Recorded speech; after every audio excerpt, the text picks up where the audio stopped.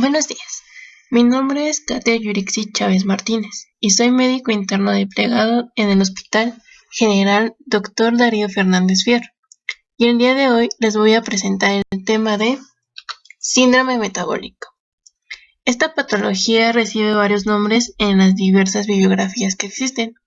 Entre los más comunes se encuentran síndrome de resistencia a la insulina, síndrome cardiometabólico, síndrome dismetabólico, síndrome plurimetabólico, síndrome X, síndrome de Riven y el cuarteto mortal.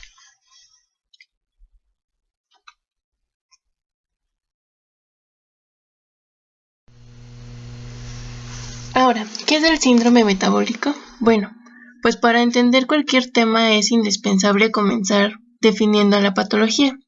En este caso, debido a que existe mucha heterogeneidad fenotípica, ha sido muy difícil llegar a un acuerdo universal a un diagnóstico para el síndrome metabólico.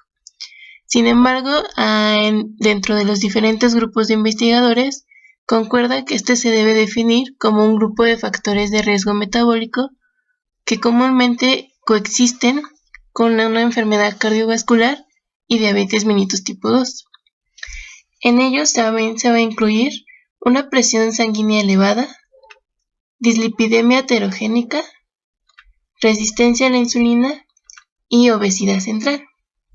Aquí cabe destacar que podemos describir a la obesidad como una obesidad central, que también se le denomina como de tipo manzana, que es más predominante en hombres, y una obesidad de tipo ginecoide.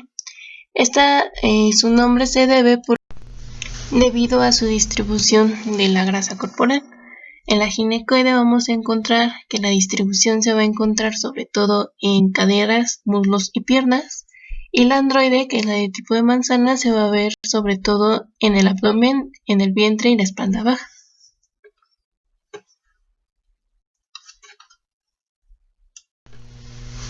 Bueno, aquí es muy importante recalcar que siempre habrá que considerar al paciente con obesidad central como un portador de resistencia a la insulina y que tiene un estadio protrombótico y proinflamatorio.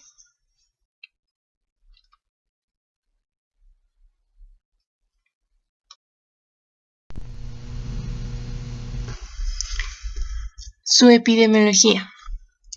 La prevalencia del síndrome metabólico en una población determinada va a tener ciertas variaciones porque va a depender de la clasificación que se considere para poder establecer el diagnóstico y de los puntos de corte que se usen. Sin embargo, en general, todos los datos que se han publicado hasta la fecha sugieren que la prevalencia en el mundo está entre un 20 y el 40%.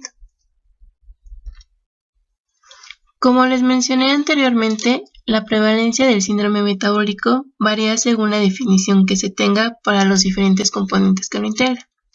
De acuerdo con la definición de la OMS, que la veremos más adelante, en los criterios diagnósticos menciona que esta patología se presenta en el 15% de los hombres y en el 10% de las mujeres que tienen metabolismo de la glucosa normal, en un 64% en los varones y un 42% de las mujeres que presentan alteración de la glucosa de ayuno o intolerancia a la glucosa. Hasta el 90% de los pacientes con diabetes mellitus tipo 2 tienen síndrome metabólico. Al momento del diagnóstico de diabetes tipo 2, ya pueden existir anormalidades vasculares en un 50% de los pacientes. En algunas revisiones se responsabiliza mucho a la resistencia a la insulina con un 6% de los casos de enfermedad arterial coronaria que no está asociado a diabetes y hasta un 45% en los casos de diabetes.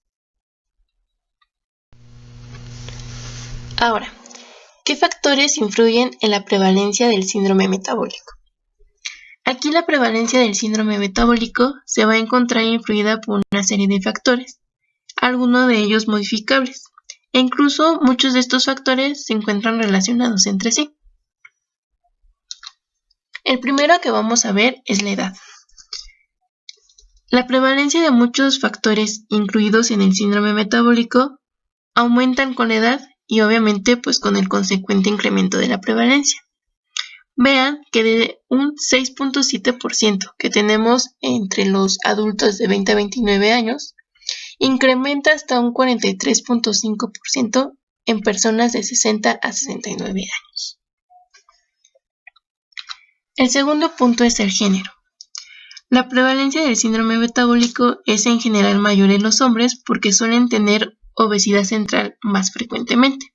Sin embargo, ojo aquí, porque el riesgo de padecer síndrome metabólico incrementa en la etapa de transición de la menopausia. ¿Por qué? Recuerden que hay un deterioro que guarda mucha relación con la edad, ciertos cambios metabólicos e incluso hormonales. Y también, existe un incremento en el depósito de tejido adiposo visceral. Todo esto nos puede explicar por qué existe un incremento en la incidencia de enfermedad cardiovascular cuando se llega a la menopausia.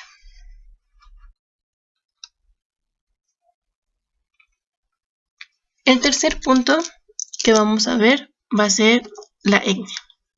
Algunos grupos étnicos presentan mayor disposición a la distribución central del tejido adiposo. Este tipo de distribución es más frecuente entre los asiáticos del sur respecto a los europeos, y estos respecto a los africanos y caribeños. La prevalencia de otros componentes del síndrome metabólico varía con la etnia. Por ejemplo, la prevalencia de hipertensión es mayor en los africanos y caribeños respecto de otros grupos étnicos. Otro ejemplo es que la prevalencia del síndrome metabólico en las poblaciones asiáticas es mayor que en las europeas. Aquí algo interesante a destacar es que en poblaciones de origen africano que se encuentran radicadas en Estados Unidos y en Reino Unido, la prevalencia es similar a la de las poblaciones blancas que se encuentran radicadas en estos mismos países. Y en el caso de las poblaciones hispanas radicadas en Estados Unidos, parece ser mayor que en las poblaciones blancas no hispanas. Continuamos con otro factor, que es la obesidad y distribución del tejido adiposo. El aumento de la prevalencia de obesidad en todo el mundo resulta en un aumento de la prevalencia del síndrome metabólico y posee importantes implicancias para el incremento de la prevalencia de diabetes y enfermedad vascular, y claro, sus complicaciones a largo plazo. Esto ocurre tanto en países desarrollados como en países en vías de desarrollo.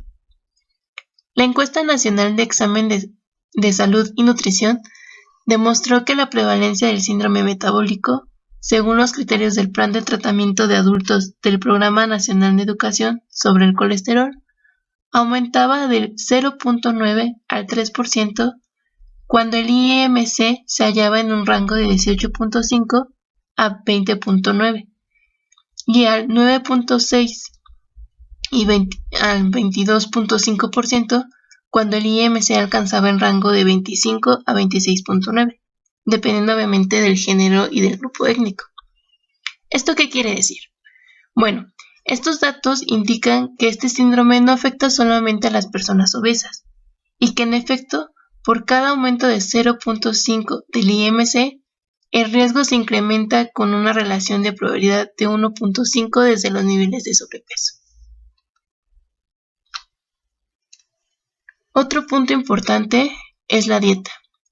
Aquí existe evidencia que sugiere que la dieta también puede tener un efecto sobre la resistencia a la insulina y el síndrome metabólico independientemente de la obesidad. Se ha visto que una mayor ingesta de granos y fibra tiene asociación con menor frecuencia de síndrome metabólico. Mientras tanto, pues una alta ingesta de alimentos que poseen altos índices glucémicos van a tener una asociación con mayor frecuencia, independientemente de pues otros factores confusionales que pueden estar relacionados con el estilo de vida. Los siguientes dos factores también son importantes, es el peso al nacer y los factores genéticos. En el caso del peso al nacer, se ha sugerido que el bajo peso al nacer en embarazos a términos se asocia con mayor prevalencia a síndrome metabólico en edad adulta, y en especial cuando ya se relaciona con obesidad. En cuanto a los factores genéticos, bueno, pues cada criterio incluido en el síndrome metabólico va a estar determinado por ciertas interacciones genéticas y ambientales. En el caso de las poblaciones de alto riesgo, como los familiares de pacientes con diabetes tipo 2, la prevalencia puede aumentar casi hasta un 50%.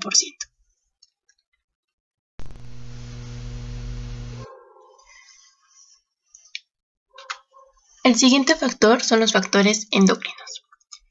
Varios factores endocrinos tienen importante influencia sobre la prevalencia del síndrome metabólico, en especial la hiperandrogenemia y el síndrome de ovario poliquístico. Se ha observado que la menopausia, el descenso de la testosterona total y de la globulina transportadora de hormonas sexuales, como el de los corticoides, la hormona de crecimiento y el factor de crecimiento símil de insulina, también pueden influir en el desarrollo del síndrome metabólico. En cuanto a los factores inflamatorios, pues cada vez existe mayor evidencia que sugiere que la inflamación crónica se asocia a la resistencia a la insulina y por consecuente al síndrome metabólico. La mayor parte de los componentes del síndrome metabólico se asocia positivamente con parámetros inflamatorios, y esta relación es independientemente de la edad, el género, la actividad física, el IMC y el hábito de fumar. Por último, tenemos a las comorbilidades. Aquí la prevalencia del síndrome metabólico en los pacientes con diabetes, hipertensión o enfermedad vascular es considerablemente mayor respecto a la población general. Algo similar sucede en los individuos con enfermedades mentales, como la esquizofrenia, la depresión, también en ciertos casos en pacientes que estén en tratamiento con antirretrovirales o que sean VIH positivos. Ahora vamos a ver su etiología. ¿Qué pasa con su etiología? Bueno, la etiología es multifactorial y involucra resistencia a la insulina, la obesidad abdominal, dislipidemia, disfunción endotélica, inflamación crónica de bajo grado y ciertos factores genéticos. Actualmente las estimaciones de heredabilidad para el síndrome van del 10 al 30%. Ahora, se preguntarán, bueno, ¿qué factores genéticos tenemos para poder desarrollar un síndrome metabólico? Bueno, podemos tener un polimorfismo de un solo nucleótido. En la pantalla pueden ver varios ejemplos y, por ejemplo, el primero se relaciona sobre todo con un aumento del IMC y el desarrollo de diabetes mellitus tipo 2. El segundo también se asocia con un mayor riesgo de diabetes tipo 2 y así cada uno tiene una asociación. También podemos tener una mutación en la quinasa 1B. Esta solo se ha visto presente en pacientes con síndrome metabólico de 3 familias en Irán. Es una cuestión muy rara.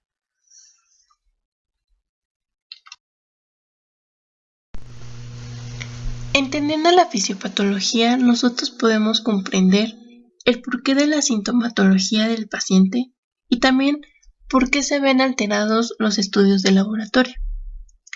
La aparición del síndrome metabólico no es debido a un único mecanismo patológico, aunque sí es cierto, la resistencia a la insulina se presenta como el factor causal en muchas ocasiones. Las enfermedades presentes en este síndrome son factores de riesgo cardiovascular y su asociación aumenta el riesgo de mortalidad, principalmente por enfermedad isquémica del corazón o infarto. Iniciemos imaginando a una persona que tiene un exceso de ingesta calórica y que además tiene un estilo de vida sedentario. Esto va a contribuir a aumentar su grasa corporal. No va a desarrollar depósitos de tejido adiposo que no van a ser equivalentes metabólicamente. Además, pues va a acumular grasa visceral, que a diferencia de la grasa subcutánea, esta se asocia a ciertos patrones genéticos que le proporcionan una mayor resistencia a la insulina. También va a producir un menor tamaño de partícula de lo que se conoce como colesterol unido a lipoproteínas de baja densidad, que se conoce como LDL, y del colesterol unido a lipoproteínas de alta densidad, que se conoce como HDL. En pacientes susceptibles, como es en este caso nuestro paciente imaginario, ¿qué va a pasar? Se va a provocar una incapacidad de las células B para dar cuenta de la resistencia a la insulina, y eso va a causar una hipoinsulidemia. A la par va a haber un aumento de la actividad de la lipasa sensible a las hormonas y un exceso de lipólisis de los triglicéridos que estaban almacenados en los adipocitos. Particularmente estos depósitos son de la grasa abdominal. A eso se le va a aumentar que va a existir una mayor liberación de ácidos grasos libres. Existe una teoría que se llama teoría del portal, que aquí sugiere que los ácidos grasos libres derivados de la grasa visceral se liberan a la circulación portal y ahí se envían al hígado para ser almacenados como triglicéridos. Entonces, este flujo de ácidos grasos libres va a desencadenar la producción hepática de VLDL, lo que resulta en la hipertrigliceridemia.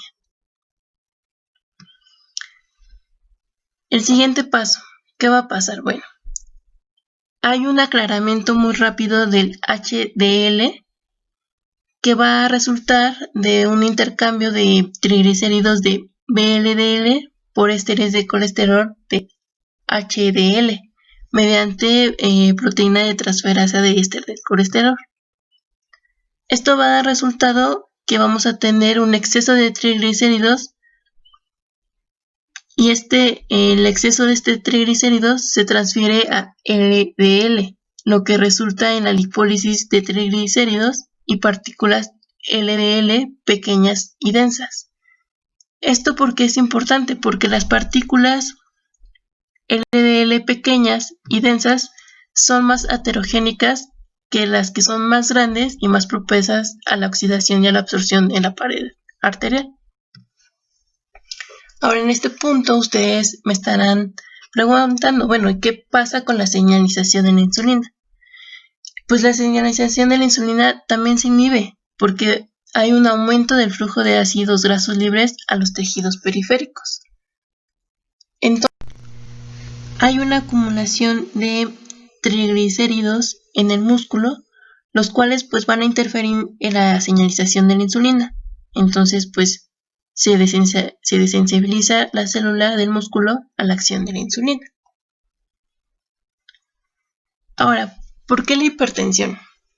Bueno, la resistencia a la insulina se asocia con mayor prevalencia de hipertensos que en la población general. Los mecanismos por los cuales la hiperinsulinemia aumenta la presión arterial se debe porque hay un incremento en la actividad de angiotensina 2. Esto favorece una vasoconstricción, lo que va a producir una elevación de la presión arterial y un aumento en la absorción renal del sodio. También, la aparición de la hipertensión en el paciente suele darse debido a que la resistencia a la insulina va deteriorando la función endotelial. Se produce una vasoconstricción y obviamente pues los efectos vasodilatadores del endotelio pues no son suficientes.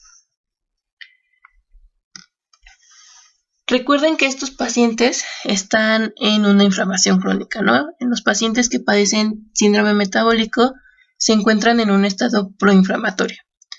La inflamación crónica va a provocar una mayor progresión de la enfermedad con un aumento de la generación de radicales libres.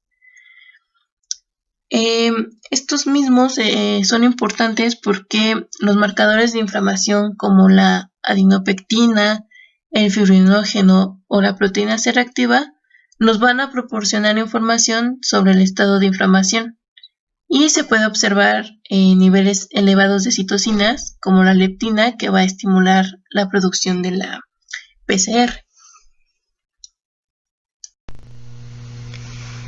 También recuerden que pues van a existir factores genéticos y epigenéticos adicionales que van a interactuar con el medio ambiente y la dieta, creando un estado protrombótico y proinflamatorio que pues va a aumentar el riesgo aterogénico y esto va a contribuir al desarrollo del síndrome metabólico.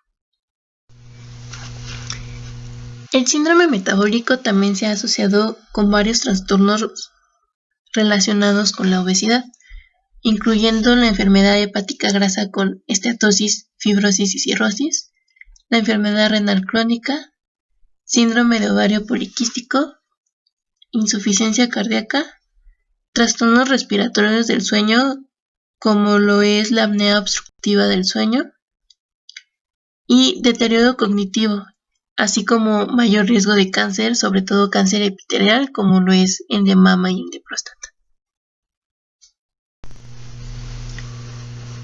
El diagnóstico de este síndrome es sobre todo clínico, pues generalmente con una exploración y una analítica básica puede ser suficiente para sospechar o confirmar el diagnóstico, y las pruebas complementarias necesarias pues son fáciles de realizar y las puedes obtener en cualquier consulta.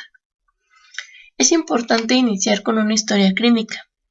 Como médicos generales somos el primer contacto con los pacientes, por lo cual es importante identificar a nuestra población diana y pues dar una evaluación del síndrome metabólico.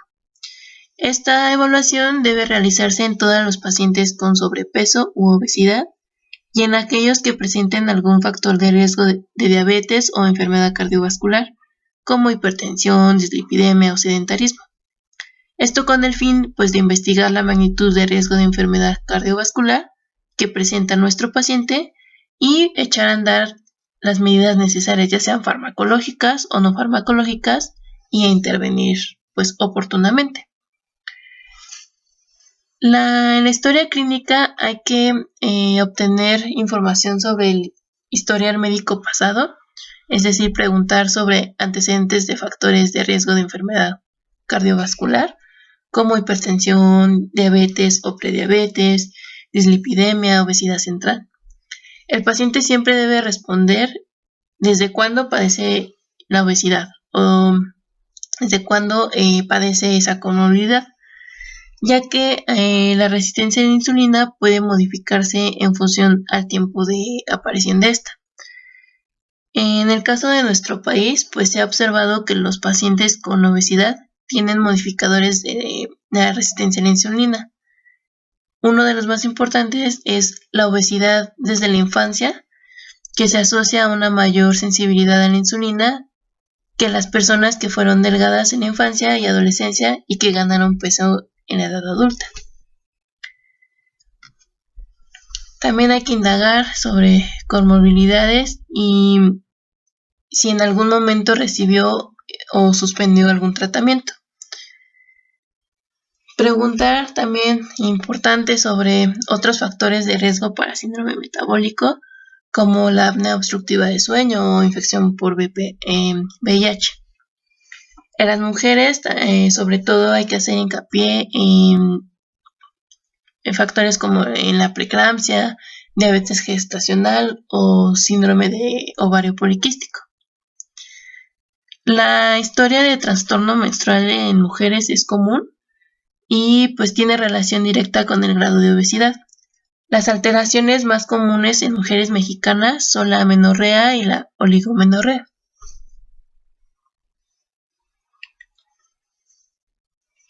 Aquí les puse una tabla de los principales factores de riesgo cardiovascular y lo dividen en factores de riesgo causales, factores de riesgo predisponentes y factores de riesgo condicionales. Cuando veamos cómo sacar en riesgo cardiovascular, quiero que tengan en cuenta esta tabla. Vamos a seguir con la historia familiar. Aquí los antecedentes familiares de obesidad, diabetes e hipertensión arterial, también como síndrome metabólico o cualquiera de sus componentes, es importante porque se ha visto que el síndrome metabólico tiene que verse como una enfermedad familiar, ya que hay que considerar que el grupo familiar donde hay un caso es muy probable que encuentres otro. Esto se debe complementar con la búsqueda de enfermedad cardiovascular arteriosclerótica de inicio temprano.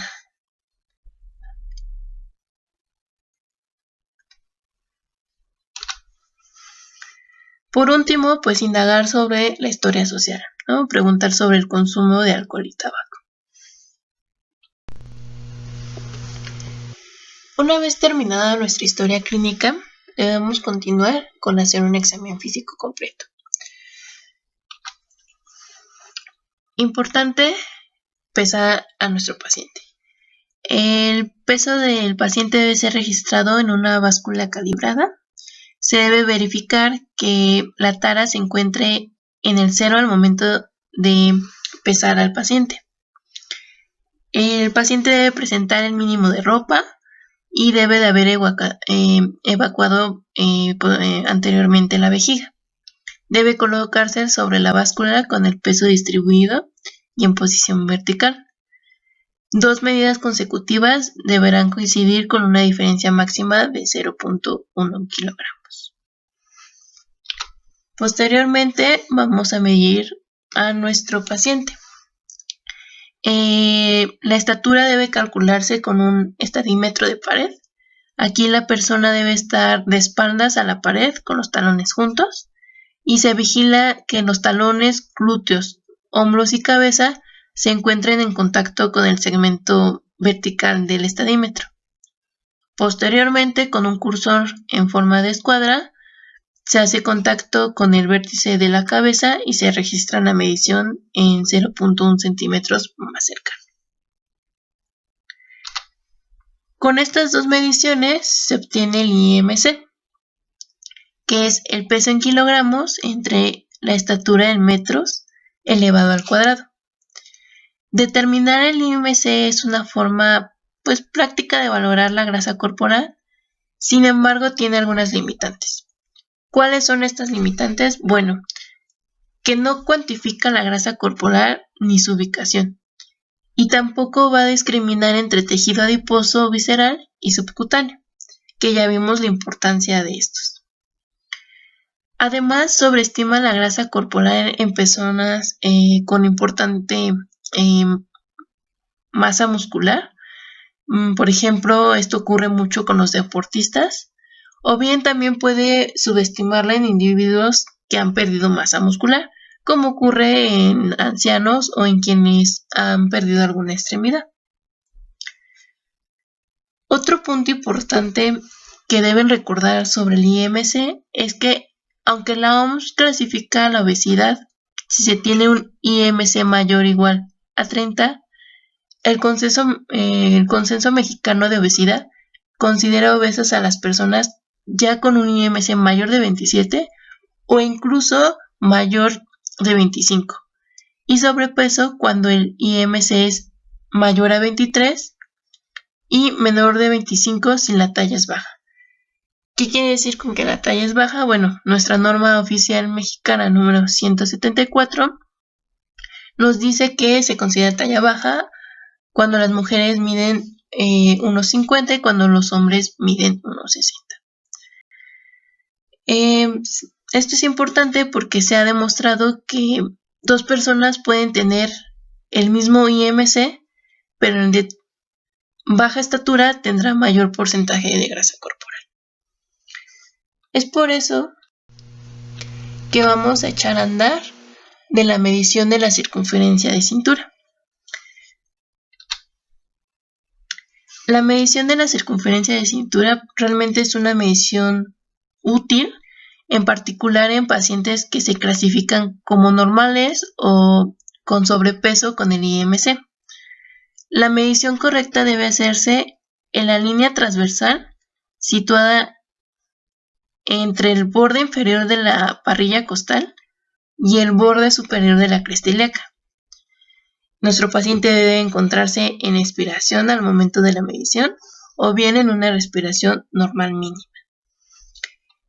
Existen dos clasificaciones, una por parte de la ATP4 en Estados Unidos y otra por la Secretaría de Salud.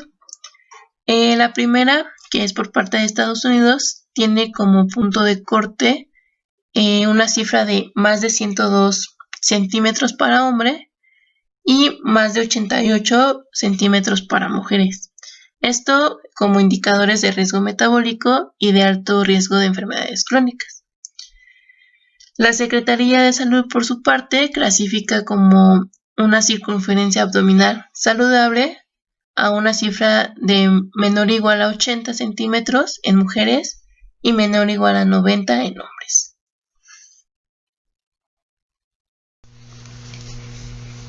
Durante la exploración física es importante poner atención en los datos indirectos de resistencia a la insulina que pueda presentar el paciente, como los acocordones y la acantosis nigra.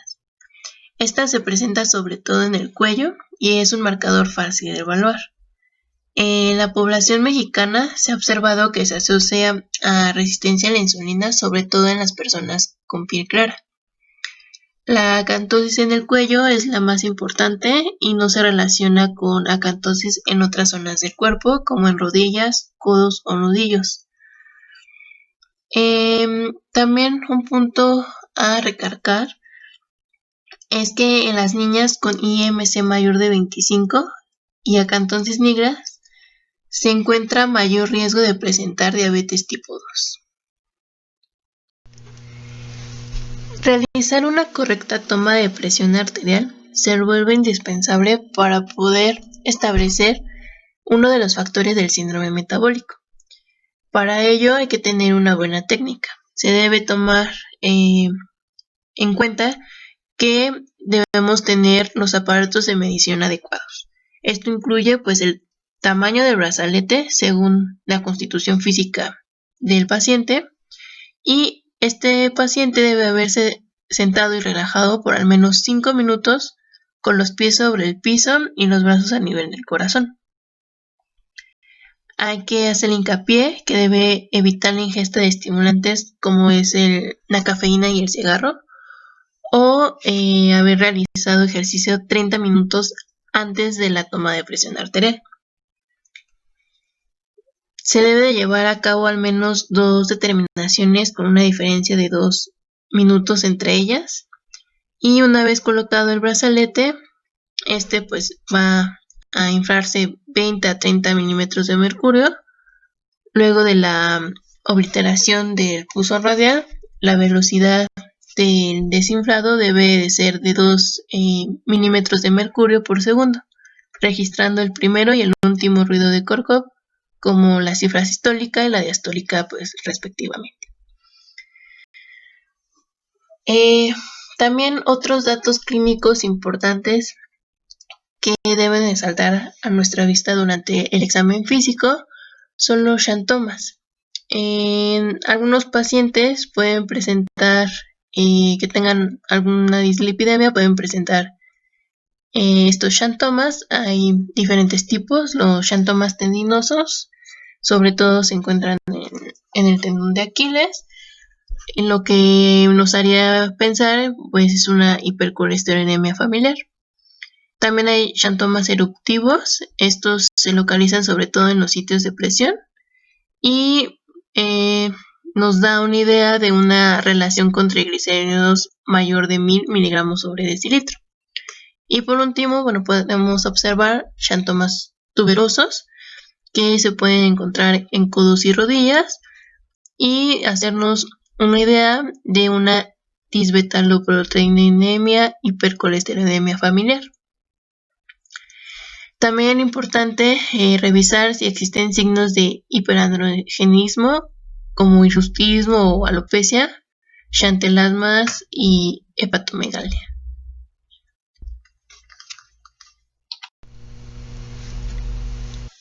En esta patología, los exámenes del laboratorio y gabinete son indispensables, ya que estos nos van a proporcionar información muy valiosa, porque a través de ellos vamos a conocer los valores de colesterol, de la glucemia que tiene el paciente, y así poder determinar si cumple con los criterios establecidos por las diferentes organizaciones. En todo paciente con sospecha de síndrome metabólico Se deben pedir muestras para poder determinar conteo de células sanguíneas y hematocrito. Esto es porque el hallazgo de policitemia, junto a ciertos hallazgos clínicos, ayuda a establecer la presencia de hipoxia crónica, debido a apnea del sueño. Esto ocurre sobre todo en pacientes con un IMC mayor de 35. También se debe realizar un análisis de sangre. En este se debe incluir un perfil lipídico que debe tener colesterol total, colesterol HDL, colesterol LDL y triglicéridos. Todos los anteriores, excepto el colesterol LDL, se pueden medir de manera directa. El paciente tiene que guardar un ayuno de al menos 9 a 12 horas sin ingesta de alcohol en las últimas 24 a 48 horas antes de tomar la muestra. También debe permanecer sentado al menos 5 minutos antes de la toma para poder evitar las hemoconcentraciones. Y la aplicación del torniquete debe durar menos de 1 minuto. Las muestras se pueden tomar en tubos sin anticoagulante. Sin embargo, si la muestra proviene de plasma, es necesario la adición de EDTA. Aquí recuerden que el valor en plasma es 3% menor que el valor real.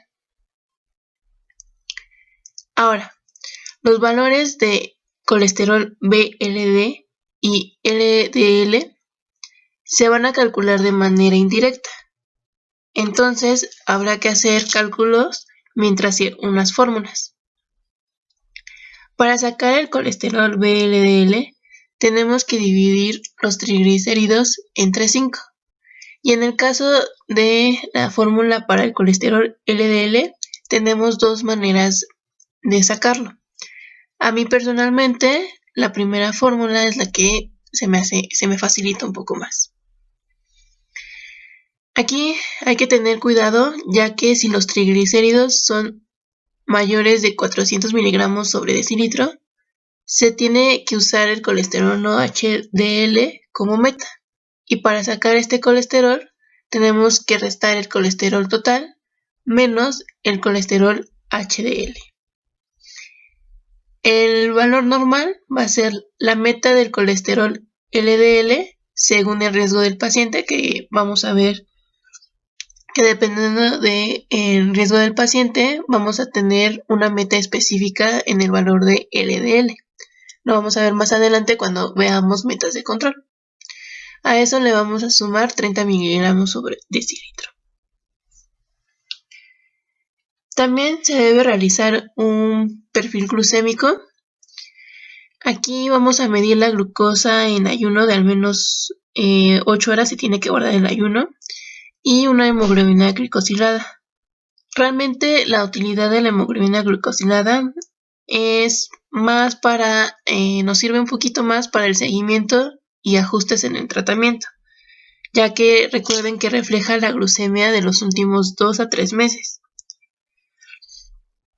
Hay que tomar en cuenta que esta puede salir alterada en estados fisiológicos como el embarazo o también en patologías como hematopatías, anemia hemolítica, reticulocitosis, transfusiones y uremia. Además que en México aún no se acepta como criterio diagnóstico de diabetes por sí sola. Si el paciente refiere síntomas como poliuria, polidipsia, polifagia y pérdida ponderal, y en una muestra aleatoria de glucosa tiene niveles de mayor de 200, se puede hacer el diagnóstico de diabetes. Importante también hacer una carga oral de glucosa. Se realiza con 75 gramos de glucosa que se disuelven en 200 mililitros de agua. Un paciente obeso debe ser evaluado con carga oral de glucosa.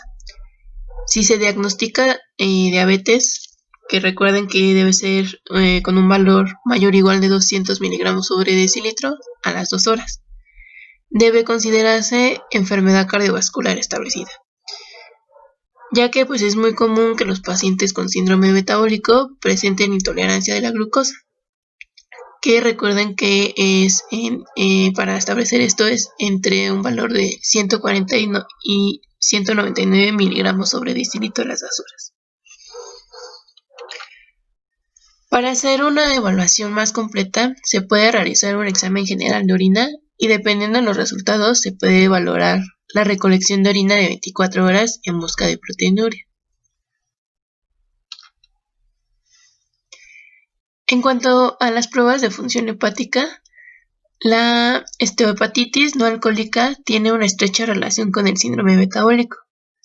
El hígado graso es una entidad más general que incluye a la esteatohepatitis no alcohólica. Aquí el hígado graso tiene una prevalencia considerable en las personas con bajo riesgo de síndrome metabólico en al menos un 3%, pero esta aumenta cuando se considera sujetos de alto riesgo, sube hasta un 93%. Entre las personas que presentan hígado graso, al menos el 30% muestra algún grado de fibrosis cuando se le diagnostica. Las pruebas de función hepática tienen muy baja sensibilidad para diagnosticar el hígado graso o la esteatohepatitis no alcohólica. La mayoría de los pacientes con este problema tienen transaminasas dentro de los rangos normales, por lo que el ultrasonido va a ser el método con mayor sensibilidad para detectar el problema.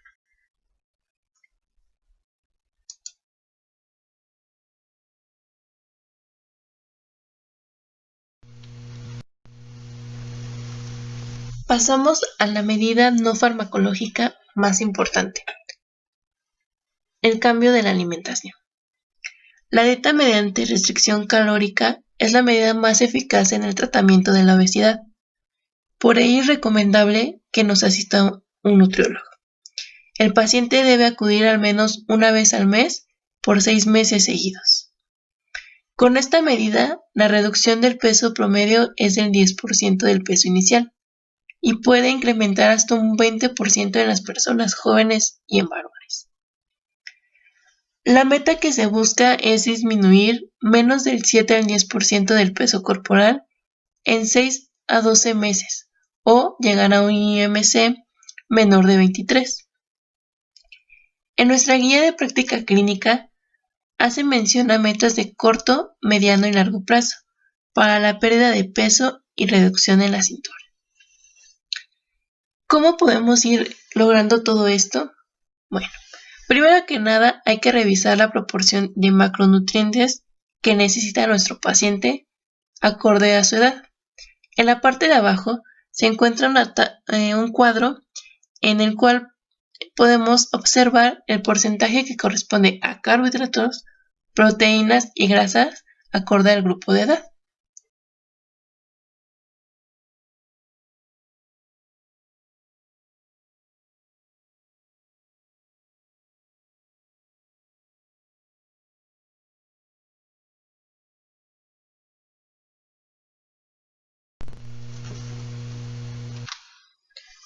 También nos podemos apoyar con este cuadro para observar el porcentaje recomendado de los diferentes nutrimentos. Por ejemplo, en las grasas saturadas se recomienda que sea menos del 7% de las calorías totales, mientras que las proteínas van a ser aproximadamente un 15% de las calorías totales. Esto es importante cuando se haga el menú al paciente. Y entonces, ¿cuáles son las recomendaciones generales? Primero, se debe incluir 5 tiempos de alimentación, que son las 3 comidas habituales más 2 colaciones. Estas colaciones van a ser porciones pequeñas de alimento entre comidas. Se recomienda raciones pequeñas de pan o cereal integral, acompañada de un alimento rico en proteína y moderado en grasa. También se deben evitar ayunos prolongados, así como consumir frutas y jugos de frutas en ayunas.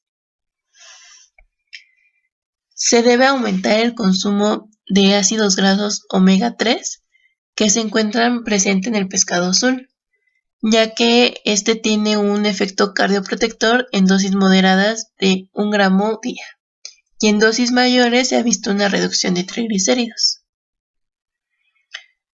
Por su parte, hay que limitar el consumo de colesterol, menos de 300 miligramos día, que se encuentra presente sobre todo en la bollería industrial y huevo.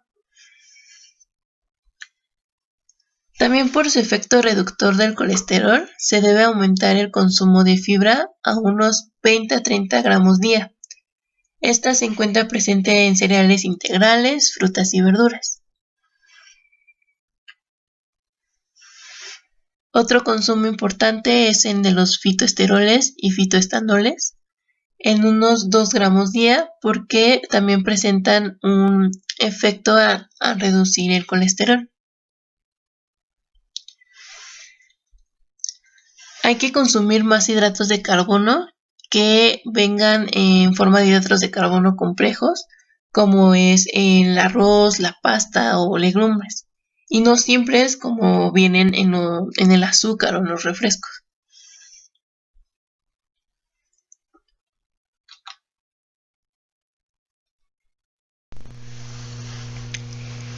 El consumo de aceite de oliva extra virgen, que este es rico en ácidos grasos insaturados, reduce de manera significativa el riesgo de eventos cardiovasculares mayores.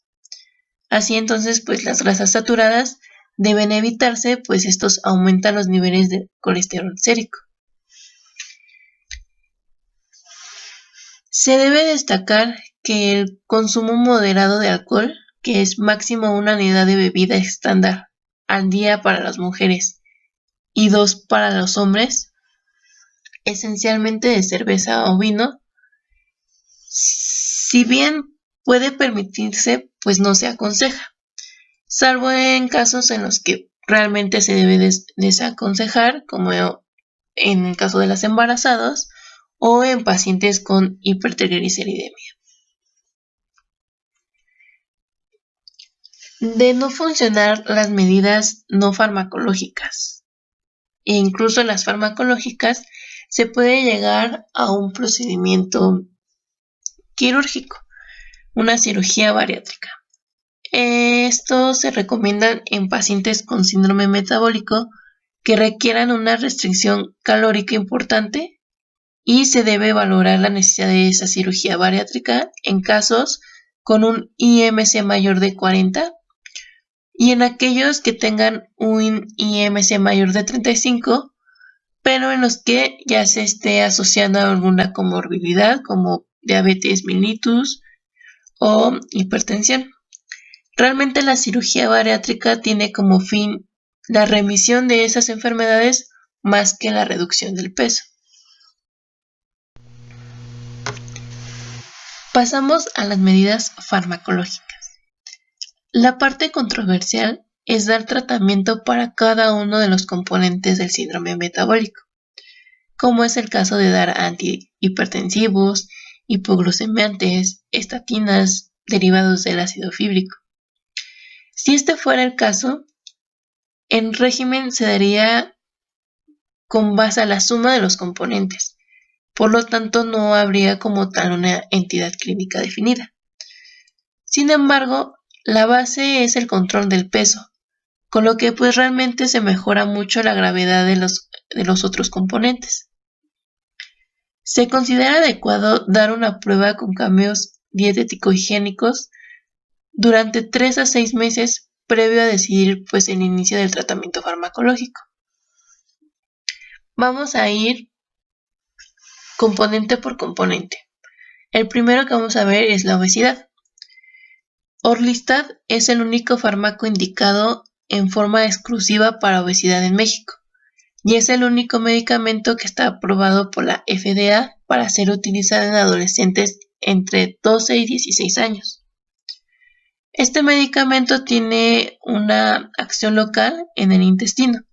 Es un inhibidor de las lipasas intestinales y lo que hace pues es que previene la absorción de los lípidos hasta en un 30%. Su trabajo es realmente evitar esa absorción de las grasas en la alimentación, por lo que van a existir obviamente efectos adversos y los más frecuentes va a ser la estatorrea, y en algunos casos la mala absorción de vitaminas liposolubles. Se emplea 120 miligramos luego del primer bocado de cada uno de los 3 alimentos y solo se debería administrarse durante periodos de máximo 1 año. Debe evaluarse a los 3 meses y debemos percatarnos de una disminución de más de un 5% del peso corporal. El segundo componente que vamos a analizar es la hiperglucemia. Se puede considerar la metformina para pacientes con prediabetes, especialmente si el índice de masa corporal es mayor o igual a 35, la edad es menor de 60 años o bien el historial de diabetes mellitus gestacional está presente.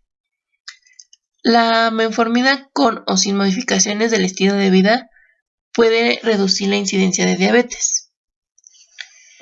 Existen otras terapias farmacológicas que pueden reducir la progresión a diabetes en pacientes con prediabetes, especialmente junto con las modificaciones del estilo de vida, como los inhibidores de la alfa-glucosidasa, orlistat, ligadotida, glitatozonas.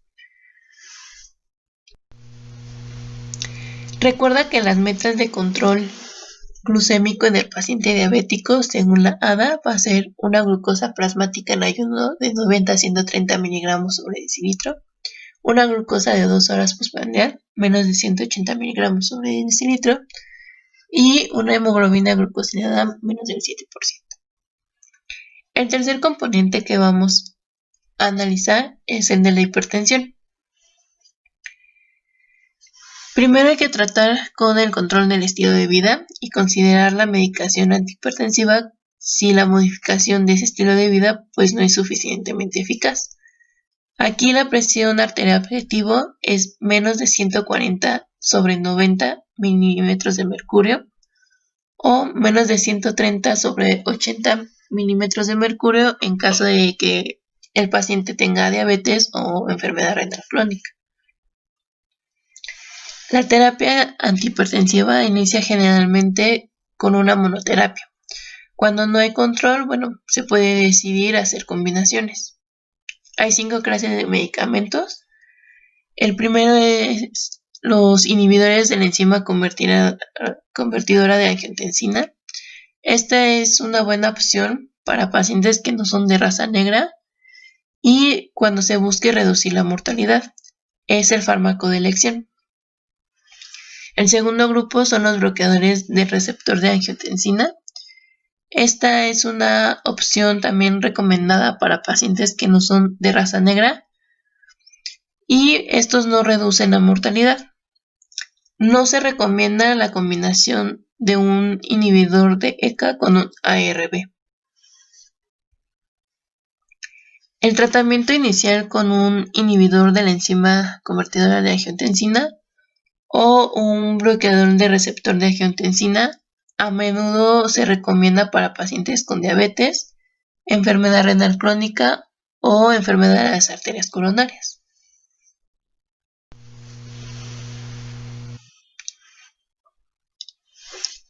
También los inhibidores de la ECA y los bloqueadores beta están recomendados en pacientes con insuficiencia cardíaca. En cuanto a los diuréticos tipo tiazida, es una opción recomendada para todos los pacientes en la mayoría de las pautas y reduce la mortalidad. En cuanto a los bloqueadores de los canales de calcio, también es una opción recomendada para todos los pacientes en la mayoría de las guías, para agentes de acción prolongada, pero lo malo es que tiene datos limitados por el efecto sobre la mortalidad. Por último, los beta bloqueantes. Esta es una opción recomendada en algunas guías para pacientes menores de 60 años, pero no se recomienda como una opción inicial en las guías estadounidenses o británicas y puede aumentar el riesgo de eventos cardiovasculares reversos en comparación de otros fármacos antihipertensivos. Muchos de los pacientes van a requerir más de un fármaco para poder alcanzar las cifras objetivo. Hay que agregar medicamentos de los grupos que les acabo de mencionar si los niveles de presión arterial pues no se están logrando con una monoterapia.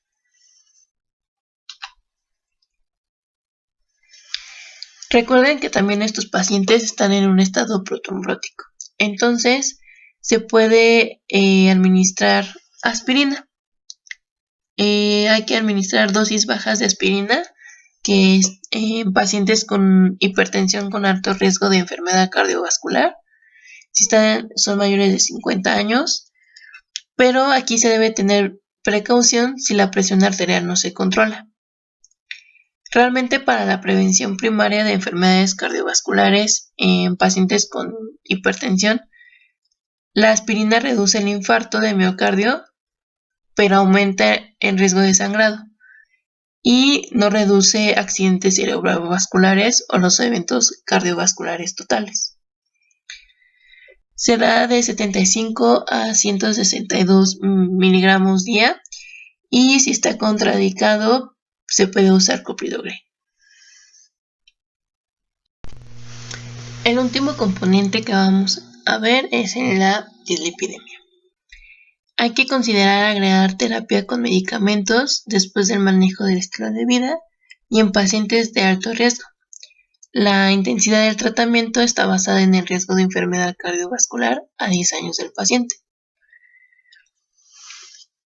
Se pueden utilizar fibratos y estatinas.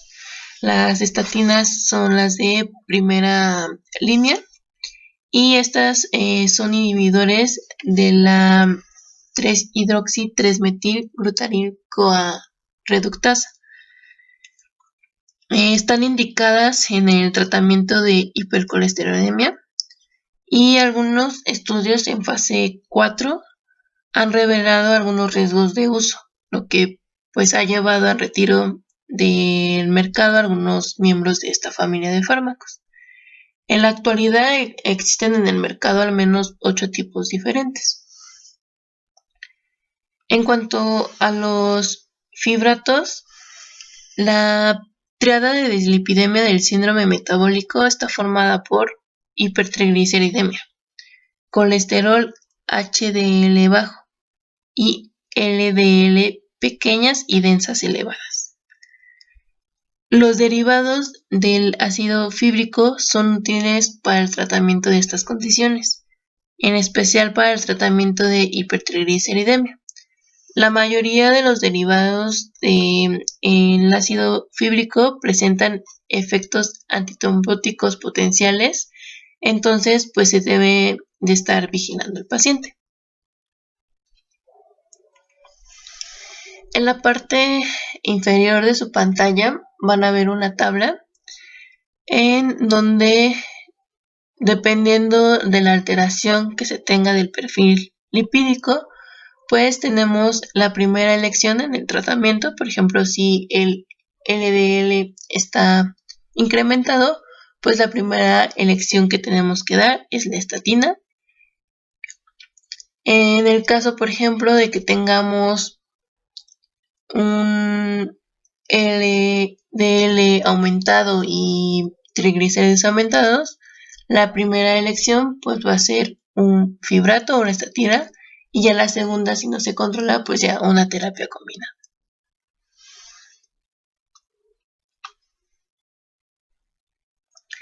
¿Cuáles son las metas de control?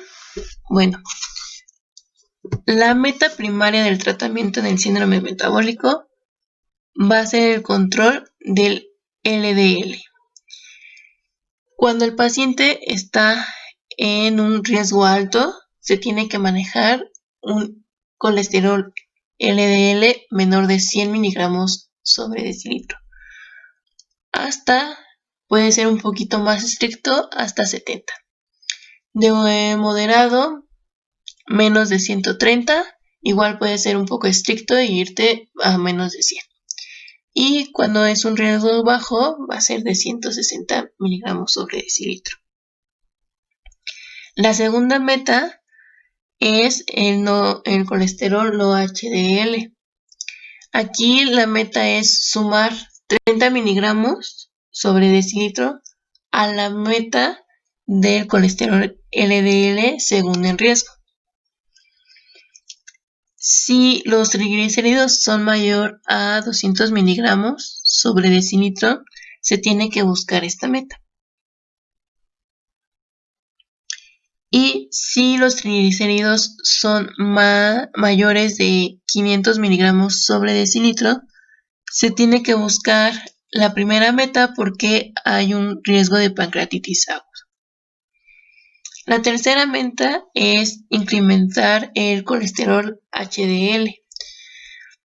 Esto, si existe una persistencia del colesterol LDL después de 3 meses de una dieta balanceada, de ejercicio, ya se puede iniciar tratamiento farmacológico.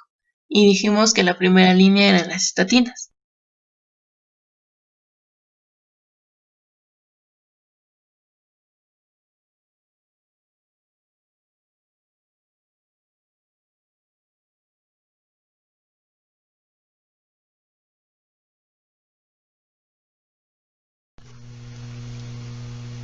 Prevención y seguimiento.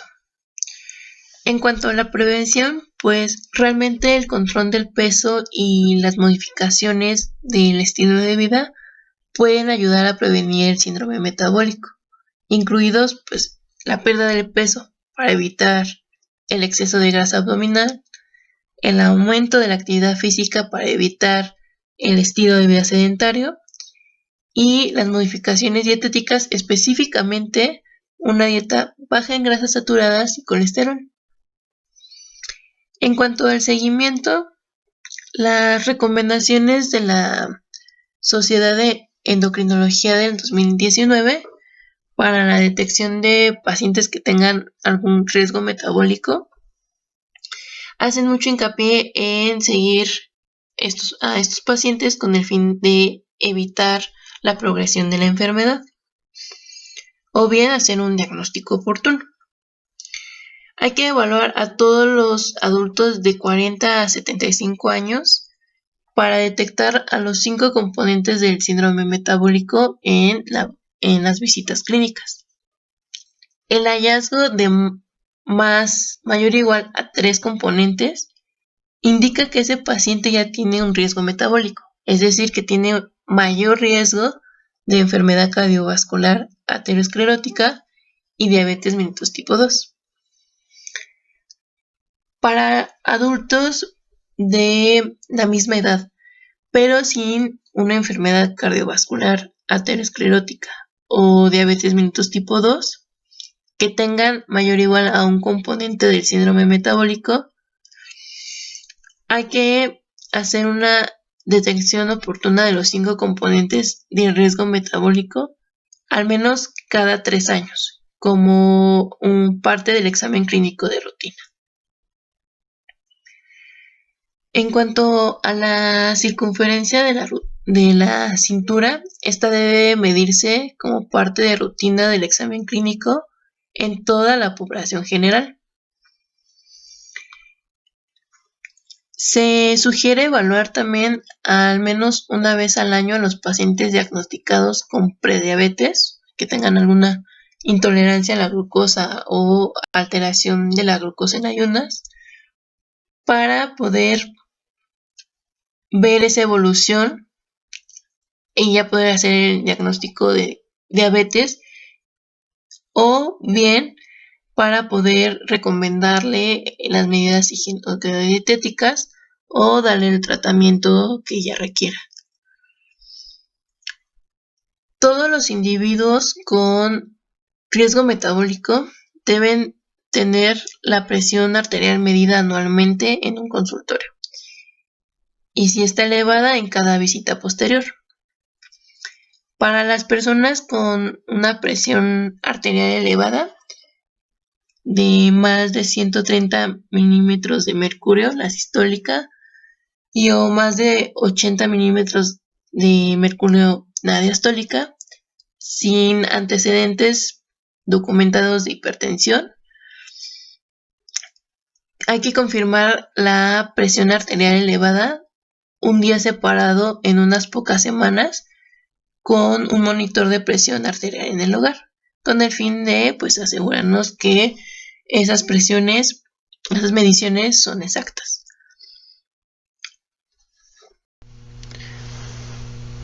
Otra acción muy importante es saber el riesgo cardiovascular que presenta nuestro paciente, para así poder tomar la decisión terapéutica más adecuada para él. Además de que, prevenimos ciertas complicaciones como enfermedades cardiovasculares o infarto. Algunos individuos tienen un elevado riesgo cardiovascular porque sufren una enfermedad cardiovascular establecida o bien presentan niveles muy altos de algún factor de riesgo. En estos casos no es necesario estratificar en riesgo mediante ciertas tablas que en un momento les voy a explicar para poder tomar una decisión terapéutica, porque estas personas automáticamente ya son de una categoría de alto riesgo, porque todas ellas ya requieren de intervenciones de un cambio muy intensivo en su modo de vida y un tratamiento farmacológico adecuado.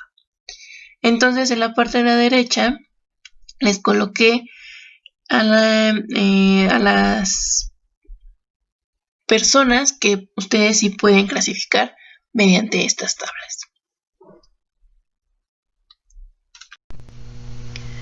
Entonces vamos a aprender cómo usar estas tablas. Estas tablas fueron creadas por la OMS para poder predecir el riesgo cardiovascular de los pacientes. Primero que nada, tenemos que tener en cuenta que necesitamos ciertos datos. Entonces tenemos que saber si el paciente tiene o no diabetes, qué sexo es, si fuma o no, su edad, la presión arterial sistólica y el colesterol total en sangre. Aquí, si se mide en miligramos sobre decilitro, hay que dividirlo por 38 para pasarlos a milimoles.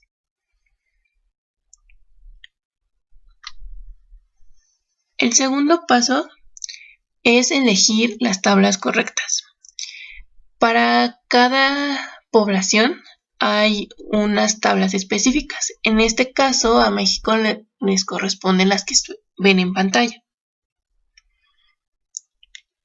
El segundo paso es preguntar o ver en los estudios si el paciente presenta o no diabetes. Entonces, si presenta diabetes, nos vamos a la tabla que toma en cuenta este valor. Posteriormente vamos a elegir el cuadro del sexo en cuestión. Después, elegimos el recuadro de fumador o no, dependiendo si el paciente fuma o no. Posteriormente, elegimos el cuadro del grupo de edad. Si la edad está entre 50 y 59 años, se tiene que elegir el recuadro de 50. Y si está entre una edad de 60 y 69 años, entonces se tiene que elegir el recuadro de 60. Por último, en el recuadro que ya finalmente eligieron, se debe localizar la celda más cercana al cruce de los niveles de presión arterial sistólica y de colesterol total. El color de la celda va a indicar el riesgo cardiovascular a 10 años. El significado de los colores está en la parte de arriba donde dice nivel de riesgo y vienen los porcentajes de cada uno. Si en dado caso que no se tenga a la mano o por alguna circunstancia no se pudo tomar en cuenta el colesterol total, podemos apoyarnos en tablas que no involucren a este valor. Entonces, aquí prácticamente es el mismo procedimiento. Tenemos que ir fijándonos dependiendo de los datos del paciente por cada grupo. Y en estas tablas la única diferencia es que no se encuentra el colesterol total y se le da mayor importancia a la presión arterial sistólica.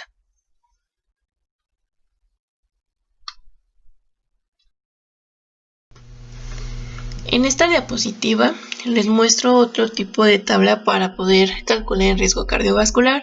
Estas tablas son las tablas de Framingham y aquí la diferencia es que pues no está por código de colores, no tienes que buscar la celda y después el porcentaje, sino que se enumeran una serie de pasos para que en cada sección tú veas qué puntaje tiene el paciente y al final sumen los puntajes de cada paso para así tener un puntaje total y poder ver qué porcentaje de riesgo cardiovascular tiene el paciente. Ya que tenemos el porcentaje en riesgo, entonces hay que saber qué significa. Cuando tienen un riesgo menor al 10%, significa que tienen un riesgo muy bajo, aunque no significa una ausencia de riesgo. Hay que sugerir cambios de modo de vida discretos y para los pacientes con un riesgo de 10 a menos 20%, los individuos de esta categoría tienen un riesgo moderado de sufrir episodios cardiovasculares, mortales o no, y la monitorización se debe de hacer cada 6 a 12 meses. En cuanto a los individuos que tengan un porcentaje del 20 al 30%, estos ya tienen un riesgo alto de sufrir algún episodio cardiovascular, ya sea mortal o no, y aquí la monitorización se vuelve un poco más estricta. Se va a hacer cada de 3 a 6 meses. Y en pacientes ya que tengan un riesgo mayor al 30%, estos ya tienen un riesgo muy alto de sufrir episodios cardiovasculares y la monitorización se hace igual cada 3 a 6 meses. Aquí de nuevo les puse otro tipo de tablas. Realmente es el mismo procedimiento y es igual que las tablas de Framingham, en donde están enumeradas los pasos a seguir y cada sector tiene un puntaje. Al final igual suman los puntajes de cada sector y los comparas en la tabla final para ver el porcentaje.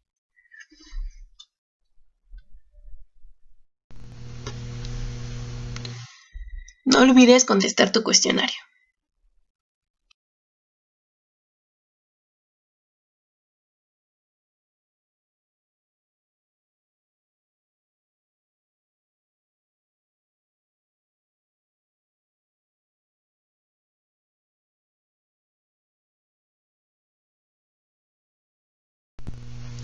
Eso sería todo de mi parte. Muchas gracias por su atención y les dejo la bibliografía.